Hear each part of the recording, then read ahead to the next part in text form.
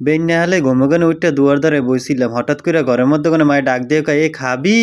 আমিও লুব্বা মাসে না দৌড় দিয়ে গেছি। আইয়া দেখি ওরে সোবান আল্লাহ, আমার পছন্দের সেই বরিশালের ঐতিহ্যময় পিঠা বানাইতে আছে। দেখেই তো জিব্রায় পানি মেনে ইয়া তস নস। মায়ের কই তাড়াতাড়ি আমার একটা দেও, আমার তো আর তর্স হইতে আছে না। মায়ে কয় একটুখানি খারা, একটুখানি ভালো করে ভাব দিয়ে হইয়ে লোক। আমি কি বাপ হইবে পরে, আগে আমার দিয়ে এলো আমি খাইয়ে লই। কত সুন্দর দোয়া ওরে আর গেরানে মমা করে, এই দেখে কেউ কি লোভ সামলাই থাকতে পারে? তাড়াতাড়ি একটা হাতের মধ্যে লইয়ে খাওয়া শুরু করলাম। কইলে তো কইবেন যে চাডামি মারি, মগু মার হাতের পিঠা যে এত মজা, না খাইলে বুঝবেন না। মায় কয় তোর যে কয়টা লাগে খা, বেশি করেই বানাইছি। বাপা পিঠা খাওয়ার পরে হেপর তুই চিতই পিঠা খাবি।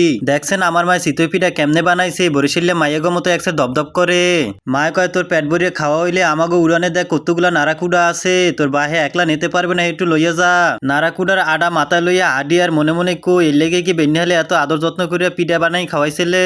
পরে আবার ভাবলাম শীতে পারে না মানুষজন লড়তে, আমারই তো নারাকুডা লই আরতে কষ্ট হয়, আমার বাহে কেমনে নেবে, এর লেগে আমি একলাই নিজে সবগুলো লইয়া গেলাম। যেটা কমবে কোন এই ভিডিওটা দেখতে আছেন একটুখানি কমেন্ট করে জানাই দিয়েন।